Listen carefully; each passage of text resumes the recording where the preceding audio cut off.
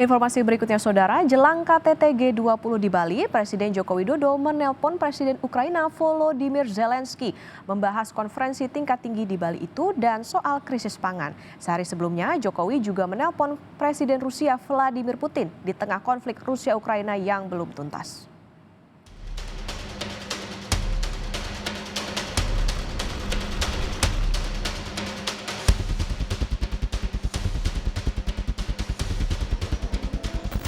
Jelang KTT G20 bulan ini, Presiden Jokowi menelepon Presiden Ukraina Volodymyr Zelensky Kamis lalu.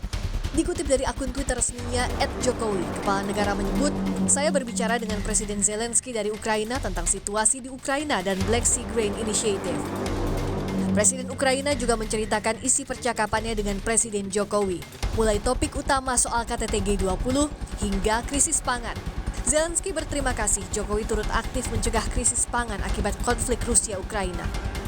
Lewat akun Twitternya @zelensky_ua, ia menyebut, "Saya berbincang dengan Presiden Indonesia, Jokowi. Kami membahas pentingnya melanjutkan Grain Initiative. Ukraina siap untuk terus menjadi penjamin ketahanan pangan global. Perhatian juga diberikan pada persiapan KTT G20. Jokowi juga telah bertelepon dengan Presiden Rusia Vladimir Putin mengapresiasi keputusan Rusia bergabung dengan kesepakatan koridor gandum Laut Hitam. Berbincang dengan Presiden Putin dan membahas tentang Black Sea Grain Initiative menyambut keputusan Rusia untuk bergabung kembali, ujar Jokowi lewat akun Twitternya. Sebelumnya, Rusia, Ukraina, Turki, dan PBB menandatangani perjanjian melanjutkan ekspor biji-bijian dari 3 pelabuhan Laut Hitam Ukraina dengan syarat jalur ini tak dimanfaatkan untuk kepentingan militer. Получена информация от турецкой стороны о том, что такие заверения Украиной даны в неиспользовании этих гуманитарных коридоров для военных целей. В этой связи мною даны указания Министерству обороны возобновить наше полноценное участие в этой работе. Вместе с тем, Россия оставляет за собой право выйти из этих соглашений в том случае, если эти гарантии со стороны Украины будут нарушены. Kehadiran Rusia dan Ukraina di G20 dinantikan bersama para pemimpin dunia lainnya di Bali November ini. Namun sebelumnya Presiden Ukraina menyebut tak akan hadir jika Presiden Rusia datang ke G20. Tim Liputan, Kompas TV.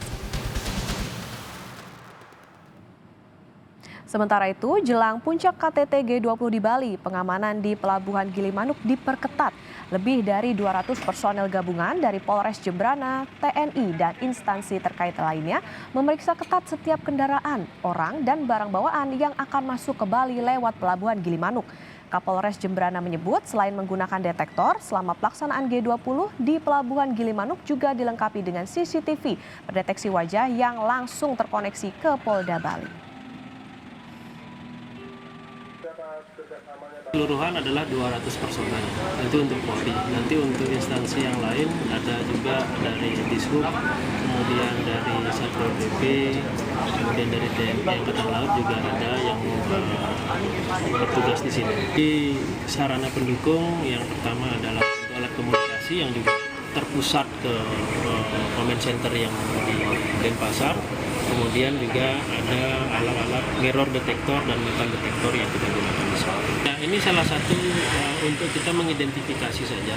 Jadi pada saat proses pemeriksaan itu diperkenankan untuk membuka masker, apalagi ada penutup kepala, kacamata. Itu hanya untuk mengidentifikasi orang yang masuk